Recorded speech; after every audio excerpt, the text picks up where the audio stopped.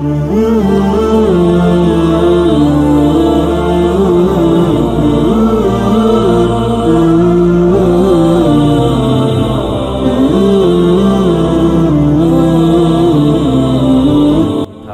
حضرت عثمان کا چونکہ میں رشتہ دار ہوں، بنو امیہ سے میرا تعلق ہے، حضرت عثمان بھی بنو امیہ کے تھے، تو حکومت پہ دباؤ ڈالا جائے کہ حضرت عثمان کے قاتلوں کو چوک پر لٹکایا جائے۔ یہ گڑبڑ یہاں سے شروع ہوئی ہے، بات آ رہی ہے سمجھ میں؟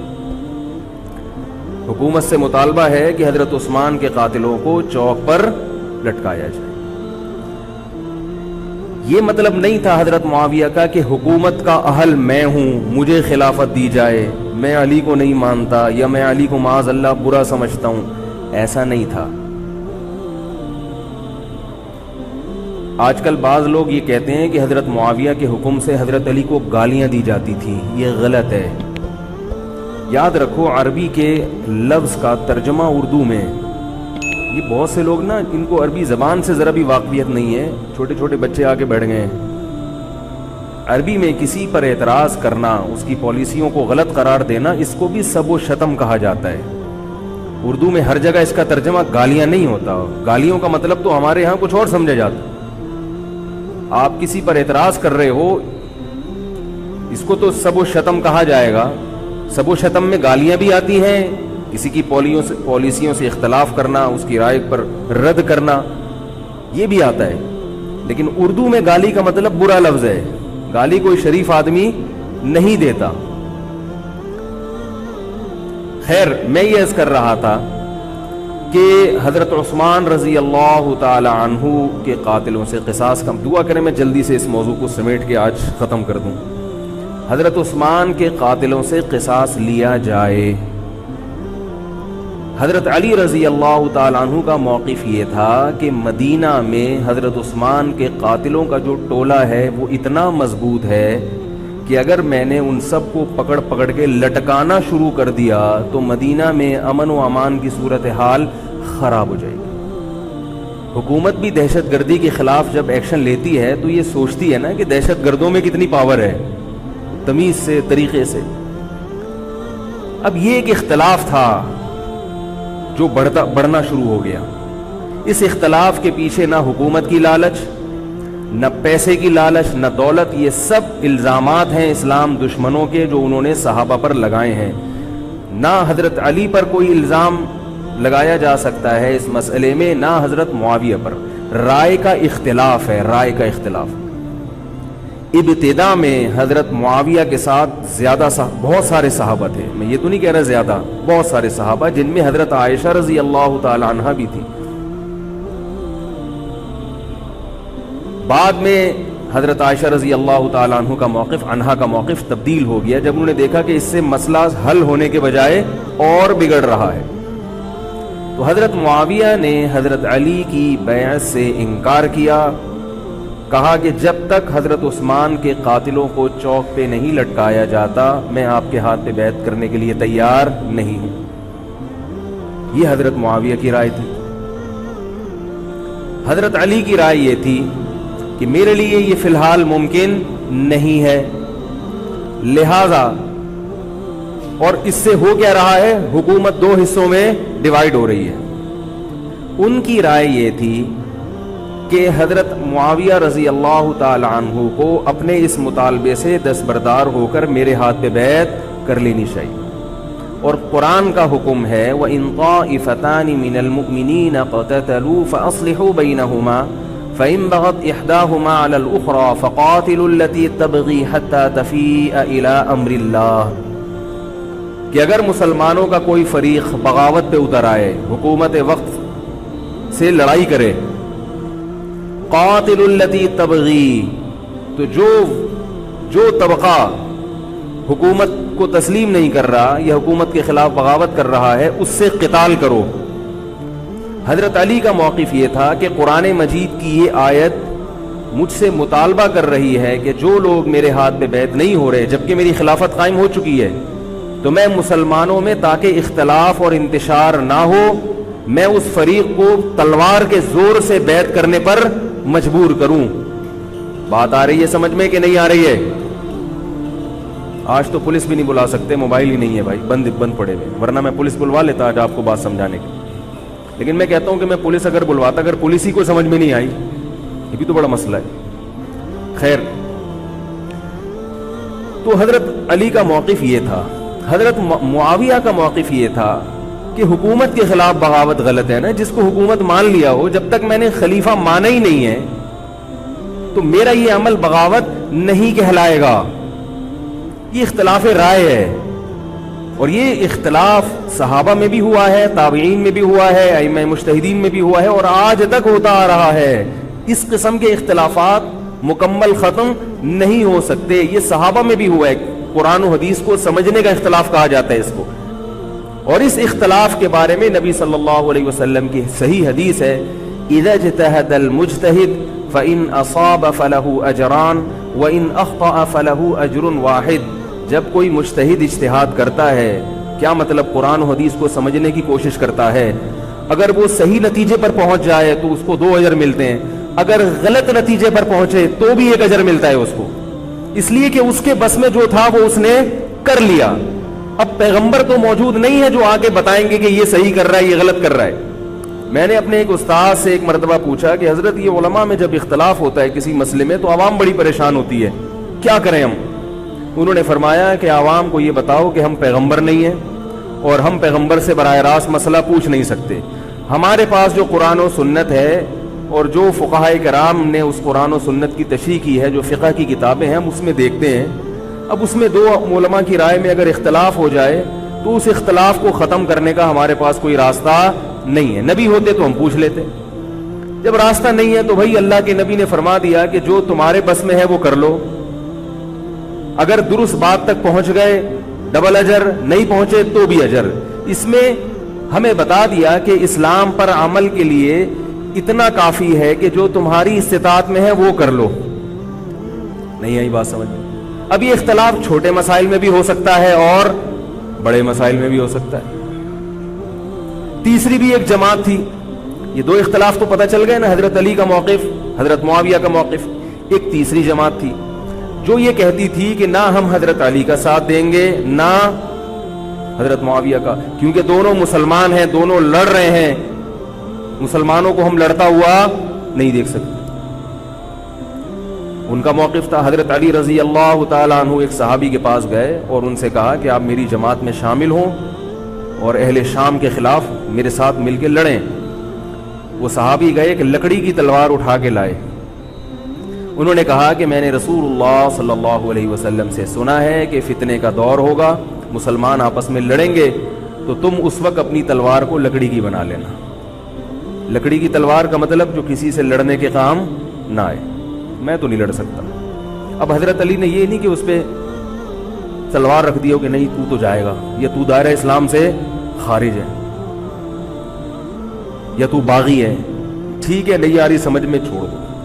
آج جو فتنے کھڑے ہو رہے ہیں نا، وہ اس پہ نہیں ہو رہے کہ صحیح کیا ہے غلط کیا ہے. فتنہ اس پر ہو رہا ہے کہ جو مجھے سمجھ میں آ رہا ہے وہ میں تھوپ کے اس کو مسلط کر دوں. مجھے اگر رفع الیدین سمجھ میں آ رہا ہے تو پوری دنیا رفع الیدین کیوں نہیں کر رہی، اور اگر مجھے ترک رفع الیدین سمجھ میں آ رہا ہے تو یہ چند لوگ رفع الیدین کیوں کر رہے ہیں. صحابہ کے دور میں رفع الیدین بھی ہوتا تھا اور ترک بھی ہوتا تھا، پھڈے نہیں ہوتے تھے.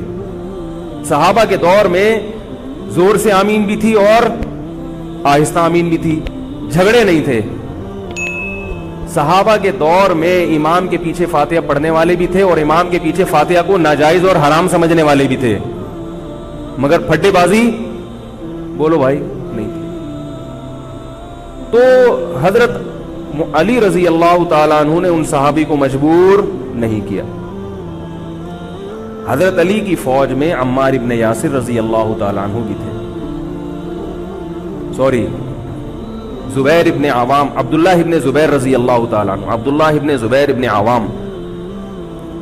حدیث میں آتا ہے کہ جب جنگ صفی میں، جنگ جمل میں دونوں فوجیں آمنے سامنے کھڑی ہوئی ہیں، زبیر ابن عوام رضی اللہ تعالیٰ عنہ نے تقریر کی، اہل شام سے خطاب کر کے کہا کہ اے اہل شام، ہم جانتے ہیں کہ تمہارے ساتھ محمد صلی اللہ علیہ وسلم کی زوجہ ہیں حضرت عائشہ، جو ہمارے موقف سے متفق یہ صحیح بخاری کی روایت ہے، جو ہمارے موقف سے متفق نہیں ہے لیکن ہے نبی کی بیوی، اور ساتھ کس کا دے رہی ہے؟ تمہارا۔ اب اعتدال دیکھیں صحابہ کی رائے میں، فرمایا اللہ کی قسم ہم یہ جانتے ہیں کہ جیسے وہ دنیا میں نبی کی زوجہ تھی، جنت میں بھی نبی کی زوجہ ہوں گی، اگرچہ وہ اس معاملے میں ہمارے خلاف ہیں، مگر اس کی وجہ سے ہم ان کے جنتی ہونے کا انکار نہیں کر سکتے۔ کیا مطلب؟ ان کی سمجھ میں جو آ رہا ہے وہ اس کے حساب سے کر رہی ہیں، لیکن ہماری سمجھ میں ان کی بات نہیں آ رہی۔ کیوں؟ اس لیے فرمایا کہ ہم یہ دیکھ رہے ہیں کہ اللہ ہمیں نبی کی زوجہ عائشہ رضی اللہ تعالی عنہا کے ذریعے آزما رہا ہے کہ تم نبی کی زوجہ کو دیکھتے ہو یا قرآن کے حکم کو دیکھتے ہو۔ قرآن کہہ رہا ہے کہ خلیفہ کے خلاف بغاوت نہیں ہو سکتی، کائنم من کان، بغاوت کرنے والا کوئی بھی کیوں نہ ہو۔ تو نہ چاہتے ہوئے بھی ہم تمہارے خلاف آ کے کھڑے ہوئے ہیں۔ خدا کی قسم اس آزمائش میں ہمیں کس نے ڈالا ہے؟ اللہ نے ڈالا ہے۔ وہ لوگ جو حضرت عائشہ رضی اللہ تعالی عنہا پر تہمتیں لگاتے ہیں، جو حضرت معاویہ کو برا بھلا کہتے ہیں، وہ لوگ حضرت علی اور ان کے ساتھیوں سے سبق کیوں نہیں سیکھ لیتے؟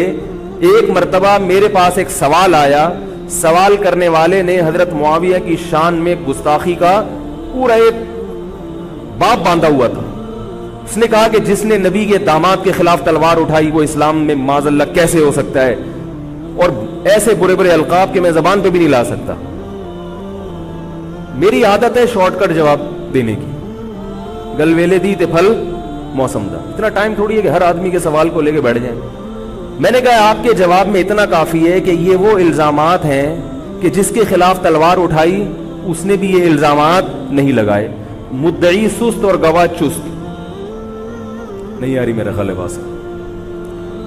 جو حضرت علی کے ساتھ تھے انہوں نے تو یہ کچھ حضرت معاویہ کے خلاف نہیں کہا، انہوں نے تو وہ تو پھر بھی جنتی مان رہے ہیں، ایک دوسرے کی نماز جنازہ میں شریک ہو رہے ہیں، مال غنیمت کو تقسیم نہیں کر رہے، ایک دوسرے کی عورت پہ ہاتھ نہیں اٹھا رہے، احترام کر رہے ہیں، ایک دوسرے کے پیچھے جنگ ختم ہونے کے بعد نمازیں پڑھی جا رہی ہیں۔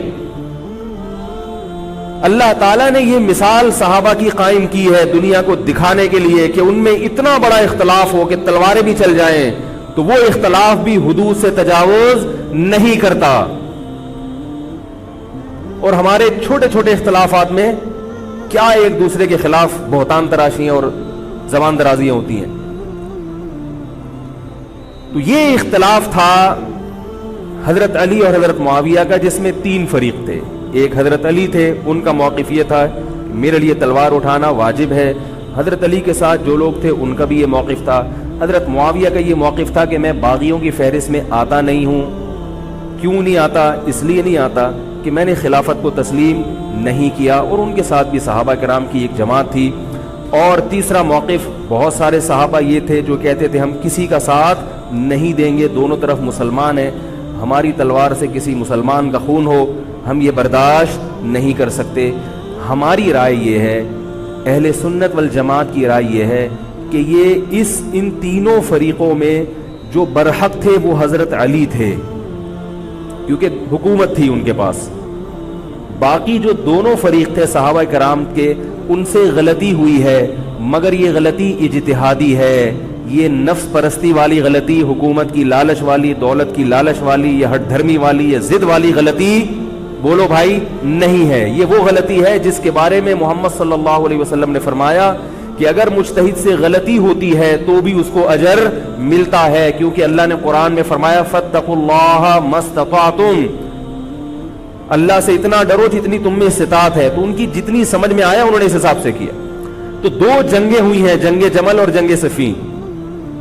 اب ایک اور بات ہے، تاریخی حقیقت ہے کہ دو جنگوں کے بعد حضرت علی رضی اللہ تعالی عنہ کو خوارج نے شہید کر دیا۔ یہ وہی خوارج جو حضرت عثمان کے قاتل تھے، انہوں نے شہید کس کو کیا؟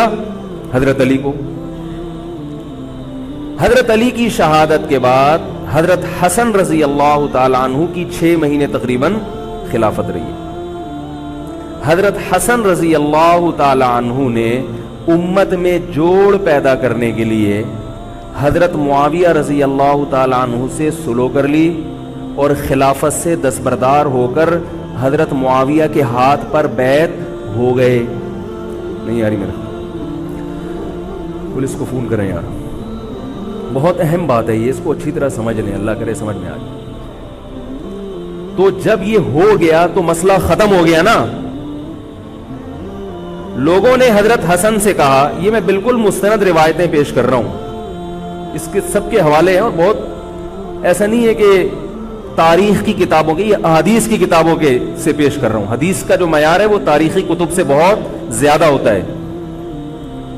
لوگوں نے حضرت حسن سے یہ کہا کہ یہ تو عار اور ذلت کی بات ہے کہ آپ کے والد نے جس کے خلاف 2 جنگیں لڑی ہوں, تو آپ اپنے والد کی جس سے دشمنی رہی ہو, بیٹا اس سے بیعت ہو رہا ہے. ہمارے ہاں اس کا تصور ہے. سیاسی لوٹے ہمارے یہاں بہت ہیں, مگر وہ بھی دنیاوی مفاد میں دائیں بائیں لڑکتے ہیں. آخرت کی خاطر کوئی اپنے عہدے سے دستبردار ہو جائے, یہ نہیں ہوتا. حضرت حسن اہل بیت میں سے ہیں. حضرت حسن بیعت ہو گئے کس کے ہاتھ پر؟ حضرت معاویہ. لوگوں نے کہا یہ عار اور ذلت کی بات ہے. تو حضرت حسن کے وہ تاریخی الفاظ ہیں کہ میں دنیا کی ذلت کو جہنم کی آگ پر ترجیح دیتا ہوں. کیا مطلب؟ میں مسلمانوں کو آپس میں لڑتا ہوا نہیں دیکھ سکتا, میں نہیں لڑتا ہوا دیکھ سکتا. اب کوئی اس بیس پر حضرت علی پہ الزام لگائے کہ اس کا مطلب وہ لڑتا ہوا دیکھ سکتے تھے. بھائی ان کا جو موقف تھا, جو ان کی سمجھ میں آیا, وہ انہوں نے کیا. حضرت حسن کا موقف اپنے والد کے موقف سے مختلف تھا. یہ اختلاف رائے ہو سکتا ہے. ان کا موقف یہ تھا کہ بھئی حضرت معاویہ حکومت کے اہل ہوں یا نہ ہوں یہ ایک الگ بحث ہے. اگر میں ان کے مقابلے میں متوازی حکومت قائم کروں گا تو پھر مطالبہ ہوگا حضرت عثمان کے قاتل سے قصاص, جو کہ ممکن نہیں ہے, اور پھر یہ لڑائی آگے چلے گی. بہتر ہے کہ دستبردار ہو جاؤ کہ حضرت آپ ہمارے خلیفہ ہیں, آپ ہمارے امیر. نبی صلی اللہ علیہ وسلم اس کی پیشگوئی پہلے کر چکے تھے. حضرت حسن رضی اللہ تعالیٰ عنہ کے بارے میں فرما چکے تھے کہ اللہ میرے اس بیٹے کے ذریعے مسلمانوں کے 2 فریق میں صلح پیدا کریں.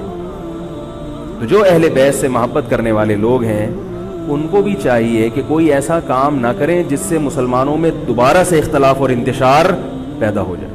جوڑ کی اہمیت شریعت میں زیادہ ہے. اب جب حضرت معاویہ کی خلافت قائم ہوئی ہے, حضرت معاویہ نے حضرت حسن رضی اللہ تعالیٰ عنہ کے اکرام میں کوئی کسر نہیں چھوڑی. اس پر متواتر روایات ہیں کہ حضرت معاویہ جتنا حضرت حسن کا اکرام کیا کرتے تھے اتنا کسی کا اکرام نہیں کرتے تھے. بہت زیادہ آپ کو عزت دی حضرت معاویہ رضی اللہ تعالیٰ عنہ نے. حضرت معاویہ کے بعد یزید کی خلافت قائم ہوئی ہے, حکومت قائم ہوئی ہے. حضرت معاویہ صحابی رسول تھے. بہت سارے صحابہ کو آپ کے طریقہ حکومت پر اعتراض تھا, کیونکہ بہرحال باقاعدہ سلیکشن نہیں ہوئی تھی. لیکن پھر بھی صحابہ کرام نے جب حضرت حسن بیعت ہو گئے تو باقی کس کو اعتراض کا ہوگا. پھر حضرت معاویہ رضی اللہ تعالیٰ عنہ کے دور میں بہت جہاد ہوا ہے. اسلامی خلافت, ہمارا جو بر صغیر میں اسلام آیا ہے اس کا بہت بڑا حصہ حضرت معاویہ کے دور میں اسلام آیا یہاں. حضرت معاویہ کے بعد جب یزید خلیفہ بنا ہے مسلمانوں کا, تو بہت سارے صحابہ نے یزید کے ہاتھ پہ, بہت سارے تو نہیں, چند صحابہ نے یزید کے ہاتھ پر بیعت کرنے سے انکار کر دیا. وہ اتنے تھوڑے صحابہ ہیں جن کو انگلیوں پہ گنا جا سکتا ہے, جن میں حضرت حسین بھی تھے, حضرت حسن نہیں, حضرت حسن کے بھائی, بولو بھائی, حضرت حسین. جمہور صحابہ کا موقف یہ تھا کہ یزید کا طریقہ خلافت اگرچہ غلط ہے, طریقہ حکومت اگرچہ غلط ہے, مگر رسول اللہ صلی اللہ علیہ وسلم کی صحیح احادیث موجود ہیں. نبی صلی اللہ علیہ وسلم نے فرمایا, صحیح بخاری کی حدیث ہے, اسمعوا واطیعوا ولو سلط علیکم رجل حبشی کأن رأسہ ذبیبہ. آپ صلی اللہ علیہ وسلم نے فرمایا, سنو اور اطاعت کرو اگرچہ تم پر کوئی حبشی غلام مسلط کر دیا جائے جس کا سر کشمش کی طرح پچکا ہوا ہو. کیا مطلب؟ سلیکشن نہیں ہوئی بلکہ زبردستی مسلط ہو گیا کسی بھی طرح سے. اور جو مسلط ہوا وہ کسی بھی لحاظ سے حکومت کرنے کا اہل نہیں ہے، غلام ہے. غلام کبھی بھی حکومت کا اہل نہیں ہوتا. اور غلام بھی حبشی، کالا کلوٹا، گوروں سے جس کو ویسے ہی تبھی نفرت ہو، بھائی ہم سارے سفید ہیں اور یہ ایک بلیک کہاں سے آ گیا دوسری قوم کا آدمی. انسان دوسری قوم کے آدمی کو قبول نہیں کرتا، قوم بھی دوسری. اور فرمایا شکل بھی اچھی نہیں ہے. بھائی حاکم کم از کم شکل کا اچھا ہو تو اطاعت کرتے ہوئے مزہ آتا ہے، شکل بھی اچھی نہ ہو تو آدمی کہتا ہے یار اس کی مانوں میں. عجیب سا ہے یہ فطرت ہے انسان کی. لوگ کوشش کرتے ہیں نا امام لائیں تو شکل بھی اچھی ہو اس کی، یہ کوشش کرتے ہیں لوگ. امام میں پتہ نہیں کیا کیا دیکھ رہے ہوتے ہیں. تو کیا ہے، شکل بھی اچھی نہیں ہے اور عقل بھی نہیں ہے، سر پچکا ہوا ہے کس کی طرح، کشمش کی طرح. صحیح ہے بخاری کی حدیث. مطلب یہ کہ کسی بھی لحاظ سے نہ لک وائز اچھا لگ رہا ہے آپ کو، نہ اس کے اندر صلاحیتیں ہیں، مگر مسلط ہو گیا، کسی نے بھی مسلط کر دیا. تو آپ نے فرمایا اب اس کے خلاف بغاوت نہیں کرنی، اس کی اطاعت کرنی ہے. آپ کہیں گے یہ کیسا حکم ہے بھائی اسلام کا، ایک آدمی نا اہل ہے مگر اس کی مان کے چلو تو مروا دے گا. یہ اس لیے اسلام نے حکم دیا ہے کہ اس کے پاس پاور تھی تو مسلط ہوا ہے نا. کیا خیال ہے بھائی؟ تو اب جب اس کے خلاف چلو گے تو اس سے وہ ہٹنے والا نہیں ہے، وہ خون خرابہ کر دے گا، قتل و غارت کرے گا اور فساد پیدا کر دے گا وہ. کیونکہ اگر وہ کمزور ہوتا تو خلیفہ بنتا نہیں. وہ خلیفہ کی، حاکم کی ڈیفینیشن کیا ہے؟ جس کے پاس قوت نافذہ ہو. ایک دن ایک صاحب کہنے لگے مسلم لیگ کے دور میں، جنرل مشرف کے دور میں اس کو نہیں مانتا، میں اس کو نہیں مانتا. میں نے کہا آپ کے ماننے نہ ماننے سے کچھ نہیں ہوتا. وہ مسلط ہو گیا ہے، جس طریقے ہیلی کاپٹر سے آیا ہو یا فرشتے اس کو لائے ہوں.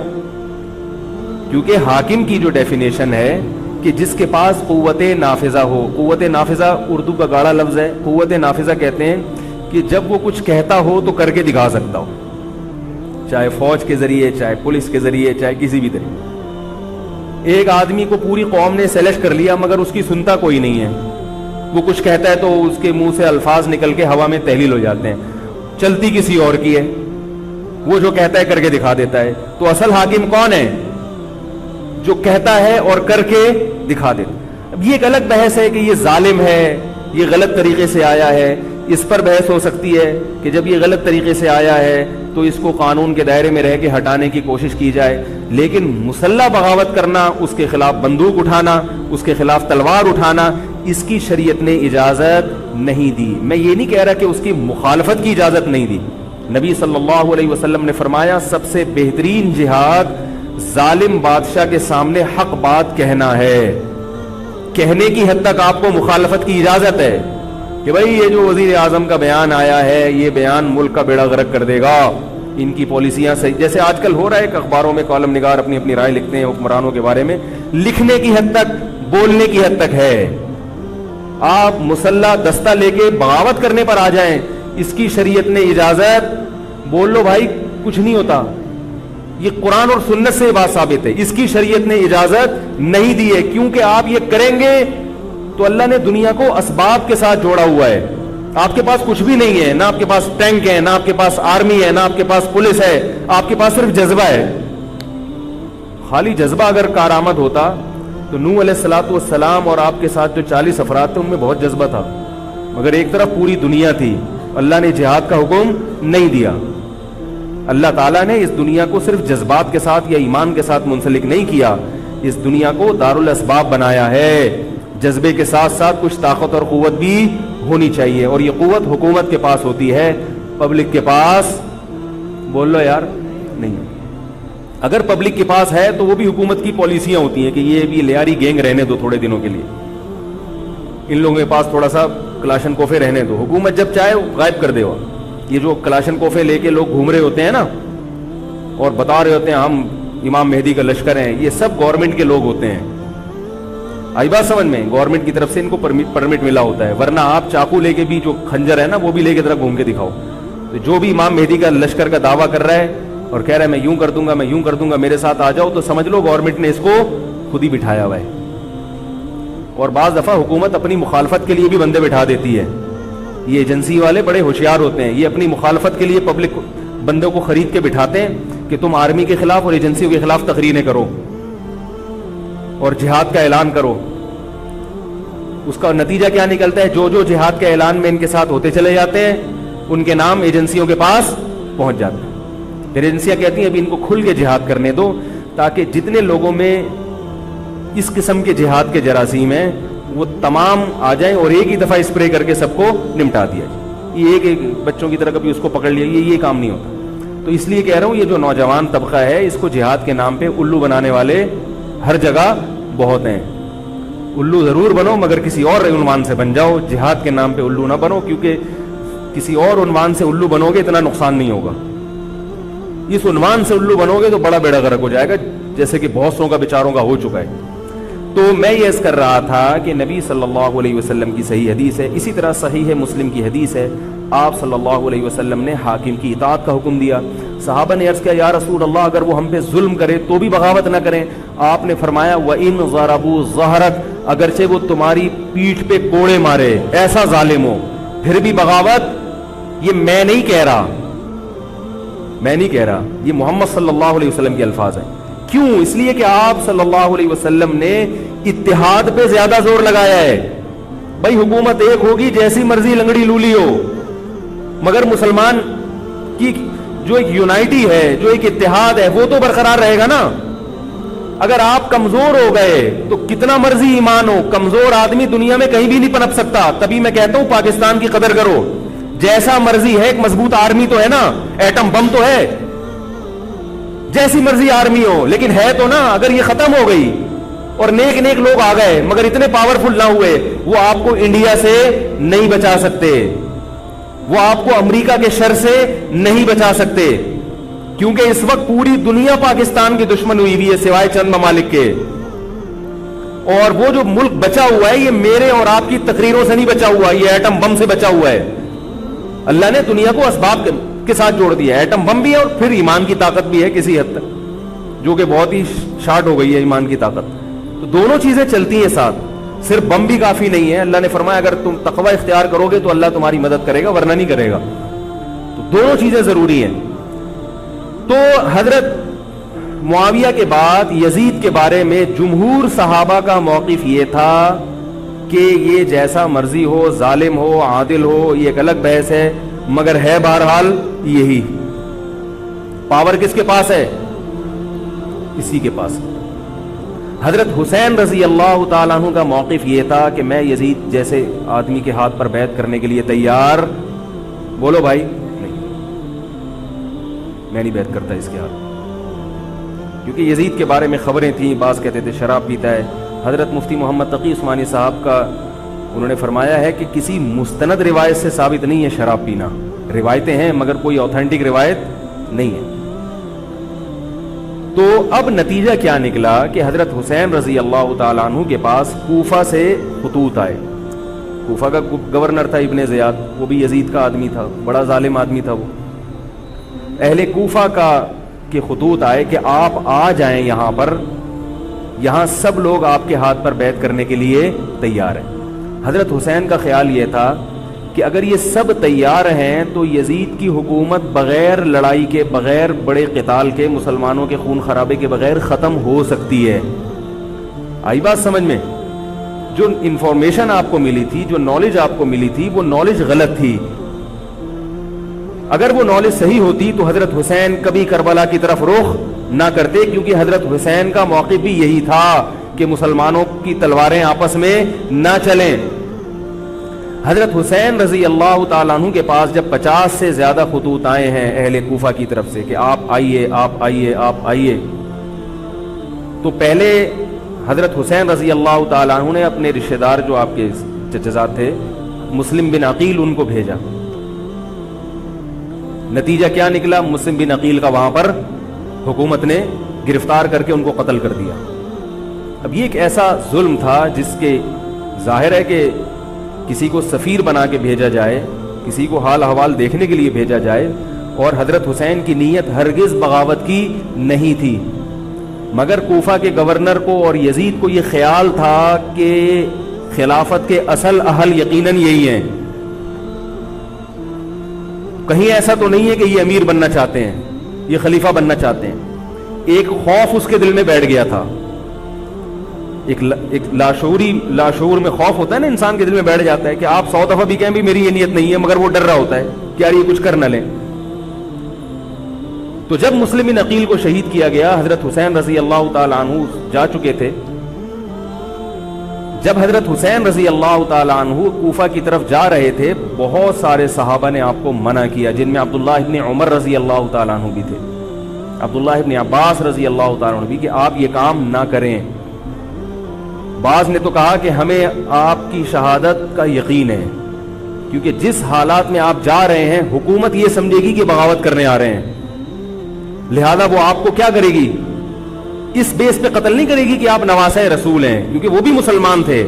اس بیس پہ قتل کرے گی کہ آپ کی نیت کیا ہے، حکومت کے خلاف بغاوت. تو ان کے پاس ایک اپنے آپ کو برحق ثابت کرنے کے لیے ایک دلیل ہوگی کہ حکومت کا باغی جو بھی ہو اسے کیا کر دو، قتل. رسول اللہ صلی اللہ علیہ وسلم نے فرمایا، صحیح حدیث ہے، کہ جب مسلمان کسی ایک امیر پہ جمع ہو جائیں تو اس کے خلاف جو بھی اٹھے، نبی نے فرمایا اس کو قتل کر دو، کائنم من کان، چاہے وہ اس کے خلاف اٹھنے والا کتنا ہی نیک کیوں نہ ہو. یہ حدیث کے الفاظ ہیں. حضرت حسین کا موقف یہ تھا کہ میں نے ابھی تک یزید کی خلافت اور حکومت کو تسلیم نہیں کیا، لہذا میں اس وعید میں داخل نہیں ہوں. اب ہوا یہ کہ حضرت حسین رضی اللہ تعالی عنہ جب گئے ہیں اور کربلا کے مقام پہ پہنچے ہیں، تو وہاں آپ رضی اللہ تعالی عنہ کو مسلم بن عقیل کی شہادت کا بھی پتہ چلا، اور اندازہ ہوا، میں بہت شارٹ کر کے سنا رہا ہوں، اندازہ ہوا کہ حالات ایسے نہیں ہیں جیسے میں سمجھ رہا تھا. عبید اللہ جو ابن زیاد تھا بدبخت، اس نے حضرت حسین کو یہ کہا کہ بغیر کسی شرط کے حضرت حسین کو گرفتار کر کے لاؤ اور میرے ہاتھ پر بیعت کراؤ. یہ رسول اللہ صلی اللہ علیہ وسلم کے نواسے کی توہین تھی کہ آپ صلی اللہ علیہ وسلم کے نواسے ہیں اور ان کے ساتھ ایسے معاملہ کیا جائے جیسے ایک عام شخص کے ساتھ معاملہ کرتے ہیں. ان کو گرفتار کر کے معاذ اللہ گھسیٹ کے لاؤ اور میرے ہاتھ پر بیعت پر کیا کرو، ان کو مجبور کرو. حضرت حسین رضی اللہ تعالی عنہ کا کربلا کے میدان میں موقف یہ تھا کہ میں اگر بیعت ہوں گا تو ڈائریکٹ یزید کے ہاتھ پہ بیعت ہوں گا جو مسلمانوں کا خلیفہ ہے، ابن زیاد کے ہاتھ پر بیعت نہیں ہوں گا. یہ بھی اس تاریخ کا ایک اہم پہلو ہے کہ حضرت حسین نے کوفہ جانے کا ارادہ ترک کر دیا اور کربلا سے شام جانے کا آپ رضی اللہ تعالیٰ عنہ نے ارادہ کر لیا. اور بعض مورخین نے لکھا ہے کہ حضرت حسین جو واپس آ رہے تھے تو وہ کربلا سے گزر رہے تھے، وہ واپسی کا راستہ ہی شام کا راستہ ہے.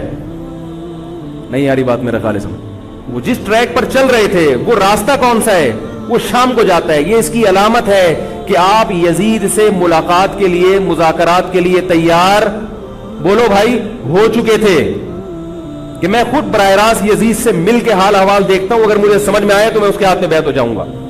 حضرت حسین رضی اللہ تعالی عنہ کا مقصد حکومت کے خلاف تلوار اٹھانا بولو بھائی نہیں تھا، ورنہ وہ اس کے لیے تیار نہ ہوتے. مگر جو ابن زیاد تھا اس نے حضرت حسین رضی اللہ تعالی عنہ اور آپ کے ساتھ جتنے اہل بیت تھے ان پر ظلم یہ کیا اس بدبخت نے کہ اس نے انہیں شام جانے کا راستہ نہیں دیا اور اس میں اپنی توہین محسوس کی کہ میرے ہاتھ پر بیعت کیوں نہیں ہو رہے، اور لشکر بھیجا جس لشکر نے چاروں طرف سے حضرت حسین رضی اللہ تعالیٰ عنہ کو گھیرا. حضرت حسین نے کہا کہ میں عزت کی جو موت ہے اس کو ذلت کی زندگی پر ترجیح دیتا ہوں. کوئی بھی غیرت مند ہوتا تو اس وقت یہی کرتا کہ بھئی جب میں اپنے دعوے سے بھی دستبردار ہو گیا اور میں شام جانے کے لیے بھی تیار ہو گیا، اب میرا راستہ روکنے کی کیا حقیقت ہے. اللہ تعالی کوفہ کے گورنر کے ذریعے حضرت حسین کا قتل کروانا چاہتے تھے تاکہ اس کی بدبختی ساری دنیا کے سامنے ظاہر ہو جائے. اگر حضرت حسین پھر بھی تلوار چلاتے، پھر بھی لڑتے، تو حضرت حسین پر یہ الزام لگایا جا سکتا تھا کہ معاذ اللہ آپ باغیوں میں ہیں. تو اللہ تعالیٰ نے اپنے نبی کے نواسے کو اس الزام سے محفوظ رکھا اور آپ نے لڑائی کا ارادہ ترک کر دیا. حضرت حسین نے کربلا کے میدان میں جو لڑائی لڑی ہے وہ اقدامی لڑائی نہیں تھی، وہ دفاعی لڑائی تھی. دیکھو جب حکومت آپ کو گھیر لے چاروں طرف سے، آپ کہیں ٹھیک ہے بھائی میں لڑائی سے दस्तबरदार होता हूं, मुझे मेरे घर जाने दो। हजरत हुसैन का एक मुतालबा यह भी था कि या तो मुझे वापस जाने दो मदीना, मैं जहां से आया हूं वहीं जा रहा हूं वापस, मक्का जाने दो या मदीना जाने दो। उनका एक मुतालबा था कि नहीं, इनको गिरफ्तार करके लाओ और जबरदस्ती हमारे हाथ पर बैत कराओ। यह जुल्म था। नतीजा क्या निकला है कि करबला के मैदान में आपको घेर कर आपको भी शहीद कर दिया गया, और जितने अहले बैत थे मर्द, सिवाय इमाम ज़ैनुल आबिदीन के जो हजरत हुसैन रजी अल्लाह, हजरत हसन के बेटे थे, इनके अलावा जितने भी अहले बैत थे उन सबको कत्ल कर दिया गया। और ये इस्लामी तारीख पर एक बदनुमा दाग है ये वाक़या कि एक इस्लामी हुकूमत थी और उसके इस्लामी हुक्मरान थे, और उन हुक्मरानों के हाथों मोहम्मद सल्लल्लाहु अलैहि वसल्लम के नवासे का सर जो है वो गर्दन उड़ाई गई है। मुझसे खुदा की कसम ये अल्फाज अदा नहीं हो रहे, मैं अपने जज्बात पे बहुत ज्यादा कंट्रोल कर रहा हूं। वो मंजर क्या होगा कि जब नबी सल्लल्लाहु अलैहि वसल्लम के नवासे, आप सल्लल्लाहु अलैहि वसल्लम के नवासे की गर्दन उड़ाई गई हो, तो ये बहुत एक इस्लामी तारीख में एक बदतरीन वाकया है। लेकिन बात यह है कि जब यह वाकया हो गया और कत्ल कर दिया गया, बाकी जितने भी जो जिंदा बचे थे अहले बैत वो यजीद के पास ले जाए गए। रिवायात में आता है कि यजीद ने उनका इकराम किया और उनको इज्जत के साथ तोहफे तहफ़ देकर वापस किया। ये जो करबला के वाकयात में जो जुल्म की दास्तानें इजाफी बयान की जाती हैं, इसका मुस्तनद तारीखी रिवायात से कोई सबूत बोलो भाई नहीं मिलता। अब लोगों ने अपनी दुकानें चमका ली हैं, पानी नहीं था, कई दिनों से खाना नहीं मिला। सही रिवायात से साबित है कि हजरत हुसैन रजी अल्लाह ताला अन्हु करबला के मैदान में वुजू करके नमाज पढ़ते थे, तो पानी था तो। और बाज ने यह कहा कि अहले बैत की औरतों की इज्जतें उछाली गई हैं। आप इस तरह की बातें करके अहले बैत से मोहब्बत का इजहार कर रहे हो या उनकी तौहीन कर रहे हो? बोलो भाई। अगर कोई इज्जतदार पाकदामन औरत हो, बिल फर्ज उसकी इज्जत पे डाका डलता है, बिल फर्ज, तो आप इस बात को छुपाओगे ना, आप झूठ बोलोगे, बोलोगे नहीं भाई इसकी इज्जत पे कोई आंच नहीं आई है। क्योंकि जब औरत की इज्जत को आप कोई तार तार कर दे और आप मिंबर पे बैठ के उसको बता दो, तो वो इज्जत तार तार होने से इतनी बेइज्जती नहीं होगी जितनी इस बात को बयान करने से उसकी बेइज्जती होगी। हकीकत यह है कि किसी मुस्तनद रिवायत से साबित नहीं है कि अहले बैत की औरतों की इज्जतों को उछाला गया। वो नबी के घराने की औरतें थीं, उनका नाखून भी कोई नामहरम मर्द नहीं देख पाता था। दुपट्टा उतर गया ज़ैनब का और ज़ैनब की चादर छिन गई, ये सब गलत है, ये सब मनगढ़ंत बातें हैं। चूंकि वो बहरहाल मुसलमान थे जो हजरत हुसैन के खिलाफ लड़ रहे थे, जालिम थे, इसमें कोई शक नहीं है। इससे बड़ा जुल्म इस कायनात में हुआ नहीं होगा कि एक शख्स जो अपने आप को मुसलमान कहता है और वो नबी के नवासे को कत्ल कर दे और अहले बैत को कत्ल कर दे। इस्लामी सियासत में इतनी गंदी तारीख हमें कभी भी नहीं मिलती। हजरत उस्मान का भी कत्ल हुआ, वो भी बहुत बड़ा जुल्म था, मगर ये जुल्म उस जुल्म की नौयत से बढ़कर था, क्योंकि हजरत उस्मान का कत्ल हुकूमत के हाथों नहीं हुआ है, बागियों के हाथों हुआ है। यहां हजरत हुसैन का कत्ल किसके हाथों हुआ है? हुकूमत के हाथों हुआ है, जिस पर लोग बैत कर चुके थे। तो ये इस्लामी तारीख में एक बहुत बड़ा बदनुमा दाग है, मगर इसको बयान जिस अंदाज से किया जाता है और जितने किस्से कहानियां मनगढ़ंत सुनाए जाते हैं, उनका हकीकत से ताल्लुक नहीं है। हमारी नजर में चाहे पानी बंद किया हो या नहीं किया हो, खाना मिला हो या नहीं मिला हो, हमारी नजर में हजरत हुसैन रजी अल्लाह ताला अन्हु का सर कलम कर देना ही कायनात का बदतरीन जुल्म है। यही ऐसा जुल्म है कि जिस पर जितना गम किया जाए कम है। गम मनाया नहीं, गम किया जाए। मनाना अलग चीज है, गमजदा होना अलग चीज है। लेकिन जो आगे इसमें तड़का लगाया जाता है, इसका हकाइक से ताल्लुक बोलो भाई नहीं है। ये दुकानें हैं जो चमकाई, इसमें सब बराबर है, शिया भी सुन्नी भी। बहुत सारे सुन्नी उलमा भी करबला के वाकये को बहुत ही भयानक अंदाज से बयान करते हैं, और मकसद क्या होता है? पब्लिक को रुलाना। एक रोना वो होता है जो खुद से आए, और एक रोना होता है बाकायदा आपको ऑर्डर पे रोने के लिए और रुलाने के लिए बुलाया जाए। वो रमजान में मैंने बताया था ना कि मैंने खत्म कुरान पे दुआ की तो मुझे रोना आ गया, बहुत ज्यादा रोना आया। अगले दिन एक साहब कहने लगे मौलवी साहब आज भी ऐसी एक दुआ हो जाए। मैंने कहा मैं ऑर्डर पे नहीं रोता, میں آرڈر پہ نہیں روتا. اب تو آ بھی رہا ہوگا تو نہیں آئے گا. نہ انسان کسی کے مشورے سے ہنس سکتا ہے اور نہ انسان کسی کے مشورے سے رو. اگر آپ کسی کے مشورے پہ رو رہے ہیں اس کا مطلب ڈرامے بازی. آپ کو فلم کا ایکٹر ہونا چاہیے, آپ کو ڈرامے جوائن کرنے چاہیے, وہاں آپ اچھے چل سکتے ہیں. جیسے کہ ہمارے ایک مشہور اسکالر ہیں, ان کے بارے میں لوگ یہ کہتے ہیں ان کو فلموں میں ہونا چاہیے تھا, پتہ نہیں یہ جیو پہ کیوں آ رہے ہیں. وہ آرڈر پہ روتے بھی ہیں, آرڈر پہ. اب چونکہ یوٹیوب کا دور ہے, میں پہلے جو کربلا کے واقعات جو لوگ بیان کرتے ہیں ان کی تقریریں نہیں سنتا تھا. اب کیا ہوتا ہے, بعض دفعہ بیٹھے ہوئے ہیں کہیں سفر پہ جا رہے ہیں تو یوٹیوب کی ویڈیو ہم نے کہا چلو یار ہم بھی سن لیں. ایسی چہک چہک کے منہ بنا بنا کے گھما گھما کے تقریریں ہوتی ہیں, لگتا ہے کہ یہ باقاعدہ ایک ڈرامہ ہے, اداکار ہے, فنکار ہے جس کو ڈرامے بازی کے لیے یہاں. یہ حضرت حسین کی شہادت کو کیش کرا رہے ہیں.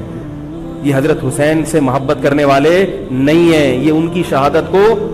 دیکھو اس کی مثال ایسے جیسے کوئی محلے میں مر گیا, کسی سیٹھ کا بیٹا مرا, اب آپ کو سیٹھ سے قرضہ چاہیے تو سب سے زیادہ آپ روگے نا, تاکہ سیٹھ صاحب سمجھیں کہ محبت سب سے زیادہ کس کو ہے, آپ کو.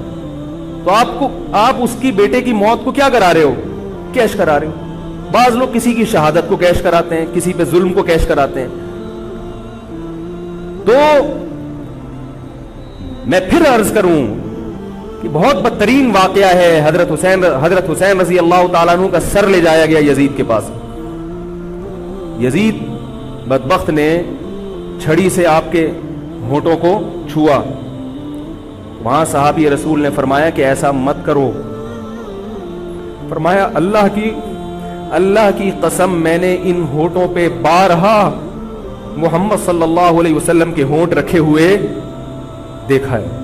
بارہا میں نے دیکھا ہے کہ محمد صلی اللہ علیہ وسلم نے ان ہونٹوں کا بوسہ لیا ہے. بارہا میں نے دیکھا ہے. ان صحابی کے دل پہ کیا گزر رہی ہوگی جو حضرت حسین کے ساتھ یہ حرکت دیکھ رہے ہوں گے, جبکہ اسی حسین کو انہوں نے بارہا نبی کی گود میں بھی دیکھا اور بارہا نبی کے ہونٹوں کو بھی ان ہونٹوں سے مس ہوتے ہوئے دیکھا. تو جب یہ سر ان کے سامنے رکھا ہوگا اور اس کے ساتھ یہ حرکت ہو رہی ہوگی, ان صحابی کے جذبات کیا ہوں گے. مگر اس کے باوجود جو بتانے کی بات ہے, جو میں بتانا چاہتا ہوں, انہوں نے یزید کے خلاف بغاوت نہیں کی کہ جس یزید نے حضرت حسین کا یہ حشر کر دیا ہو, اگر اس کے خلاف بغاوت ہوگی تو باقی مسلمانوں کا کیا حشر کرے گا. تو اس میں صبر کی تلقین بھی صحابہ نے بتائی ہے کہ حاکم کے مظالم کو برداشت کیا جائے, زبان سے اس کو ہائی لائٹ کیا جائے کہ غلط ہو رہا ہے, تلوار نہ اٹھائی جائے. بات نہیں آ رہی میرے خیال ہے سمجھ میں, کیونکہ آج ایک واقعہ ہوا ہے ورنہ کربلا جیسے درجنوں اور واقعات ہو جائیں گے. تو صحابہ کرام کی سیرت میں ہمیں ہر طرح کے اسباق ملتے ہیں. تو میں یہ عرض کر رہا تھا کہ یہ ہے وہ کربلا کا واقعہ جس کا میں نے آپ کو خلاصہ بیان کیا. اس کے بعد کیا ہوا ہے کہ یہ جو بنو امیہ کی حکومت تھی, اس کی وہ ویلیو صحابہ کرام کے دل میں نہ رہی جو پہلے کسی حد تک برقرار تھی. یہ بہت ایک حکومت کے خلاف لوگوں کے دل میں بغض پیدا ہو گیا اور بالآخر بغاوتیں شروع ہوئیں. لیکن جمہور صحابہ کا موقف پھر بھی یہی تھا کہ حکومت کے خلاف بغاوت جائز, بولو بھائی, نہیں. اور اسی طرح کے ظالم لوگ آتے رہے اور انہی کی اولادوں میں بنو امیہ میں اللہ نے پھر عمر ابن عبدالعزیز کو پیدا کیا. عمر ابن عبدالعزیز بھی انہی ظالم لوگوں کی اولاد تھے. مگر اسلام چونکہ قیامت تک رہنے کے لیے آیا ہے تو اللہ کو اپنا دین محبوب ہے, اللہ غیب سے انتظام کرتے ہیں. عمر ابن عبدالعزیز جیسے ہی حکومت میں آئے ہیں, خلیفہ بنے ہیں, آپ رضی اللہ تعالی عنہ نے وہ بنو امیہ کی جو جاہلانہ چیزیں تھیں ان سب کو ختم کر دیا. حکومتی ملکیت کو جو ذاتی خزانہ لوگ سمجھنا شروع کر دیا تھا اس کو ختم کیا. عمر بن عبدالعزیز کی ایک تاریخ ہے, ان کو 5واں خلیفہ راشد کہا جاتا ہے. علم حدیث کو مرتب کیا گیا, فقہ کو مرتب کیا گیا, حدیث کا علم ضائع ہو رہا تھا. آپ نے حکم دیا کہ اکتب ما کان من حدیث رسول اللہ صلی اللہ علیہ وسلم فإنی اخاف ضیاع العلم والعلماء. فرمایا مجھے علم اور علماء کے ضائع ہونے کا خطرہ ہے, محمد صلی اللہ علیہ وسلم کی حدیثوں کو ریٹن فارم میں لایا جائے. تو باقاعدہ پھر حدیث کو باقاعدہ جمع کیا گیا کتابوں کی شکل میں, اور آج ہمارے پاس وہ حدیث محفوظ ہیں. فقہاء کرام کا دور آیا, تو اللہ تعالیٰ نے حضرت عمر بن عبد العزیز کے دور میں امت کو الحمدللہ دوبارہ جمع کر دیا.